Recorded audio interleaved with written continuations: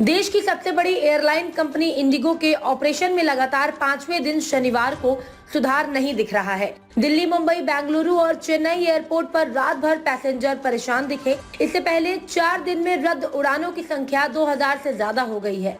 इससे करीब 3 लाख यात्री सीधे प्रभावित हुए हैं। आज और कल इंडिगो की 25 से 30% ज्यादा फ्लाइटें रद्द या लेट हो सकती हैं। पिछले 4 दिनों से रोजाना एवरेज 500 फ्लाइट लेट हो रही है। ये संख्या शनिवार और रविवार को बढ़कर 600 तक पहुंच सकती है। इसका कारण है कि शनिवार और रविवार को अन्य दिनों से 1/3 फ्लाइट ज्यादा ऑपरेट होती है। इंडिगो का कहना है कि फ्लाइट ऑपरेशन नॉर्मल होने में 15 दिसंबर तक का समय लगेगा। हालांकि civil aviation minister Ram Mohan Naidu ने कहा कि नए FDTL नॉर्म 1 नवंबर से लागू है, लेकिन किसी अन्य एयरलाइन को दिक्कत नहीं आई, जिसमें ये स्पष्ट है कि गलती इंडिगो की है। एयरलाइन की लापरवाही की जांच होगी और एक्शन तय है। नागरिक उड्डयन महानिदेशालय ने एयरलाइंस खासकर इंडिगो को 10 फरवरी 2026 तक अस्थायी राहत दी है। वीकली रेस्ट के बदले कोई भी छुट्टी नहीं देने के फैसले को वापस लिया गया। DGCA ने 1 नवंबर से पायलटों और अन्य क्रू मेंबर्स के काम से जुड़े नियमों में बदलाव किए थे।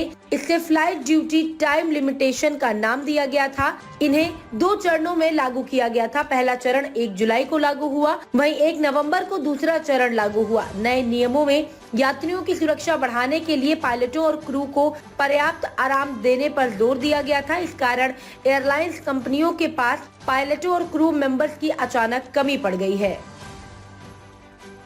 रुस्तमे-हिंद सत्य, निष्पक्ष और निर्भीक पत्रकारिता का प्रतीक। हमारा संकल्प, आपके अधिकार, आपकी आवाज।